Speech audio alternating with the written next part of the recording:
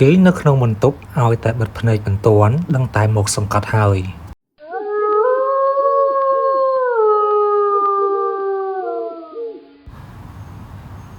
សូមជម្រាបសួរបងប្អូនប្រិយមិត្តទាំងអស់គ្នា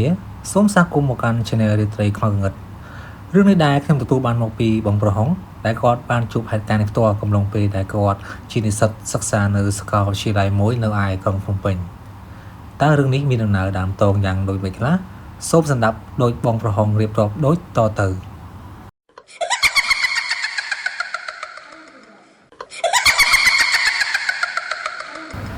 កាលពីឆ្នាំ2014បងហុងគាត់ជានិស្សិតគាត់បានជួលបន្ទប់មួយក្បែរនឹងសាលារបស់គាត់ហើយបន្ទប់ជួលរបស់គាត់គឺមានលក្ខណៈតូចចង្អៀតមែនទែនហើយជារៀងរាល់ថ្ងៃគាត់តែងតែដើរទៅសាលារបស់គាត់ជារៀងរាល់ថ្ងៃគាត់រៀនមួយថ្ងៃពេញពេលព្រឹកគាត់រៀននៅសាលាមួយហើយនឹងពេលរសៀលគាត់រៀននៅសាលាមួយផ្សេងទៀត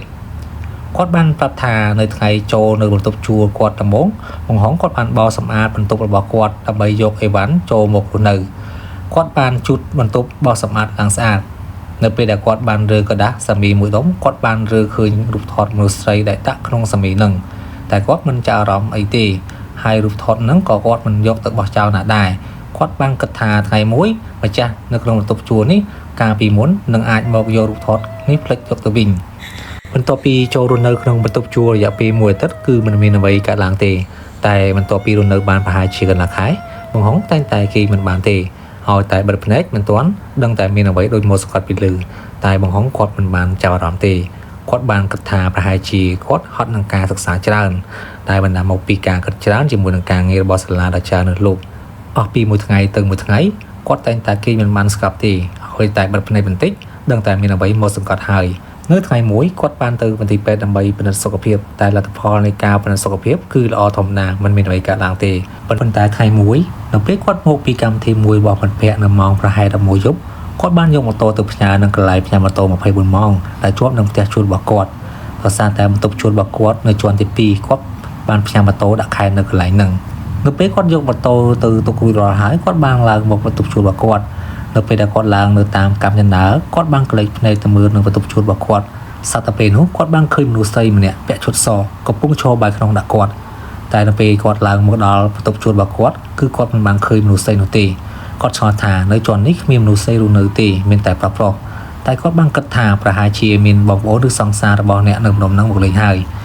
គាត់ក៏បានចាក់សោចូលក្នុងបន្ទប់រៀបចំងូតទឹកនិងចូលគេងបានប្រហែលជា20នាទីគាត់បានឮសំឡេងទឹកហូរឬសូរតក់នៅក្នុងបន្ទប់គាត់ក៏បានបើកភ្លើងចូលមើលបន្ទប់ទឹកតែគាត់មិនបានឮសំឡេងទឹកហូរបន្តទៀតទេហើយក៏បិទភ្លើងចូលគេងទៅវិញ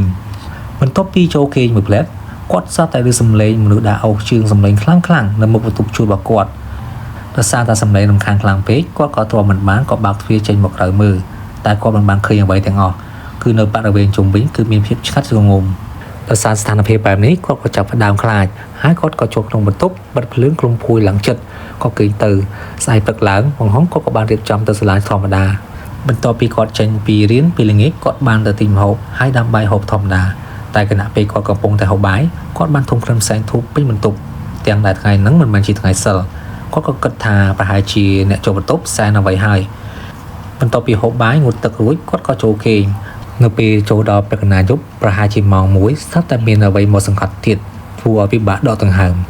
ហើយគាត់បានបើកភ្នែកលឹមស្រាប់តែគាត់ឃើញមនុស្សស្រីពាក់ឈុតសម្នាក់មកកន្ទប់អោបពីលើធ្វើឲ្យគាត់ខំរើបំរាស់ដកដង្ហើមបានប្រហែលនាទីក្រោយមកខ្មោចស្រីនោះក៏បាត់ខ្លួនទៅវិញនៅពេលនោះបងហុងគាត់ភ័យយ៉ាងខ្លាំងគាត់មិនហ៊ានចូលគេងវិញទេគាត់ក៏បើកភ្លើងបន្ទប់អង្គុយរងចាំដល់ភ្លឺលុះស្អែកឡើងគាត់ក៏បានរៀបចំទៅសាលាតែគាត់បានចូលទៅហូបបាយមួយកន្លែងនៅក្បែរផ្ទះជួលរបស់គាត់ដល់ឃើញទឹកមុខបងហុងសេកខ្លាំងអ៊ំលោកបាយបានសួរទៅបងហុងថាអូនមកអូនឯងសេកខ្លាំងម្ល៉េះកាត់អីមែនបងហុងក៏ឆ្លើយទៅប្រាប់អ៊ំលោកបាយវិញថាអ៊ំខ្ញុំមួយអាទិត្យហ្នឹងគេមិនលក់ទេមកលងរហូតអ៊ំលោកបាយក៏បានសួរទៅបងហុងទៀតថាអូនឯងនៅបន្ទប់ជួលនៅណាវិញបងហុងក៏ចង្អុលអាគារដែលជាផ្ទះជួលរបស់គាត់សប្តាហ៍នៅពេលនោះអ៊ំក៏សួរទៀតថានៅជាន់ទីប្រមាណហើយបន្ទប់លេខប្រមាណបងហុងក៏ប្រាប់ថានៅជាន់ទី1បន្ទប់លេខ23បន្ទាប់ពីអ៊ំលឺហើយក៏បើកភ្នែកធំហើយក៏ខ្សឹបប្រាប់ទៅបងហុងថាណែអូននៅបន្ទប់ជួលឯងនៅហ្នឹងកាលពីមួយខែមុនមានមនុស្សស្រីម្នាក់ចងកសម្លាប់ខ្លួននៅក្នុងបន្ទប់ជួលដែលអូនកំពុងនៅ បន្ទាប់ពីឮសម្ដីអ៊ំប្រាប់ហើយបង្ហងក៏មានអារម្មណ៍ភ្ញាក់ផ្អើលយ៉ាងខ្លាំងហើយក៏សម្រេចចិត្តរាវបានសុំស្នាក់នៅជាមួយនឹងមិត្តភក្តិមួយរយៈដើម្បីរកបន្ទប់ជួលថ្មីមួយទៀត